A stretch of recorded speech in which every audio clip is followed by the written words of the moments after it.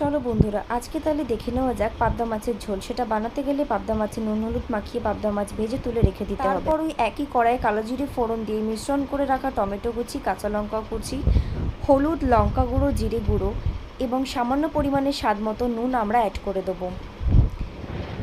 এরপরে কিছুটা মশলা ধোয়া জল বাটির মধ্যে থেকে যাওয়ার কারণে সেটা আমি দিয়ে দেবো কড়াইয়ে। এরপরে জিনিসটা আমরা কিছুক্ষণ নাড়াচাড়া করে জিনিসটাকে ফুটতে ছেড়ে দেবো, যাতে মশলাটা ভাজা ভাজা হয়ে আসে।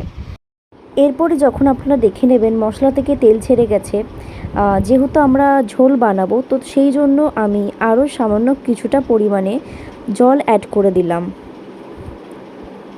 আপনারা যেরকম পরিমাণে চাইবেন আপনারা জল অ্যাড করতে পারেন। এরপরে ভেজে রাখা পাবদা মাছগুলো একটা একটা করে আমি ঝোলের মধ্যে দিয়ে দিতে থাকবো।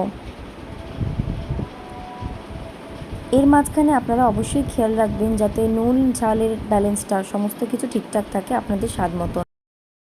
এরপরে মাছগুলো আমি সামান্য নাড়াচাড়া করে দিয়ে এরকম অবস্থায় ছেড়ে দেবো মাছগুলো ফোটার জন্য।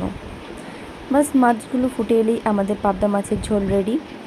ভিডিওটা ভালো লাগলে অবশ্যই লাইক, কমেন্ট, সাবস্ক্রাইব এবং শেয়ার করে দেবেন। এটা আমার নতুন ভিডিও, নতুন চ্যানেল, তো জানি কোনো ভুল ত্রুটি হলে আপনারা অবশ্যই ক্ষমা করে দেবেন। ধন্যবাদ।